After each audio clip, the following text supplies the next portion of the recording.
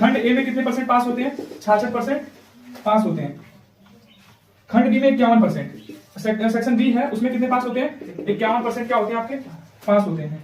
दोनों खंडों में 8% फेल होते हैं। ए और बी दोनों में कितने होते हैं? 8%। ये क्या है? फेल है। ये क्या है? फेल है। ठीक है। यदि प्रतियोगी परीक्षा में दोनों खंडों में 450 पास हुए, अच्छा दोनों खंडों में संख्या में दे रखा है इस बार 450 क्या होते हैं? ये पास होते हैं। तो पूछा है टोटल विद्यार्थी कितने थे, यानी कुल उम्मीदवार कितने थे। देखो यहां पे करना क्या होता है, ये देखो कि मेजोरिटी किसकी है, परसेंटेज की या फिर नंबर्स की।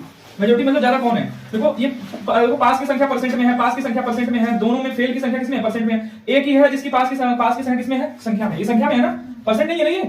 तो एक काम करते हैं हम यहाँ पे कि देखो यहाँ पे ये देखो जो कॉमन है दोनों में, पहली बात तो हमने देख ली सबसे ज्यादा नंबर्स किसमें है? परसेंटेज में है। किसमें है ये?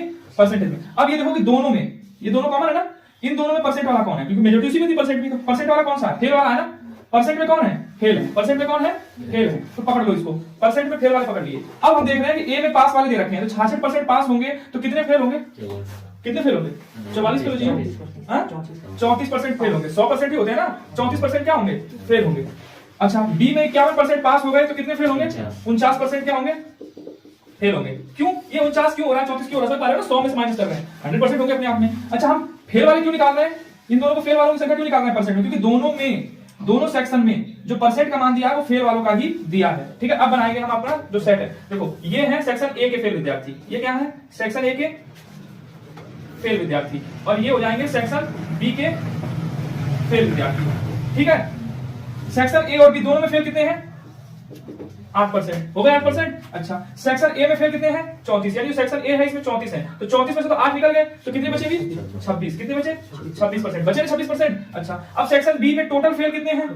49%। उसमें से तो 8 निकल गए, क्योंकि 8 ही दोनों में थे ना, तो 49 में से 8 गए, कितना बचा? 41%। कितना बचा?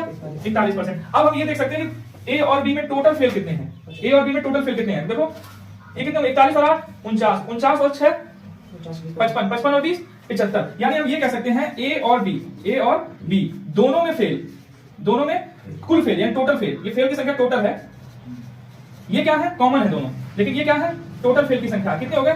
75%। कितने हो गए? 75% फेल हो गए। अच्छा ये बताओ जब दोनों में टोटल फेल 75% हो गए तो पास कितने होंगे? 25% पास होंगे। कितने पास होंगे? 25%। और यही तो 25% की वैल्यू है 450। 450 क्या है? 25% की वैल्यू, यानी 25% कितने बराबर है? 450 के बराबर। कितने बराबर है?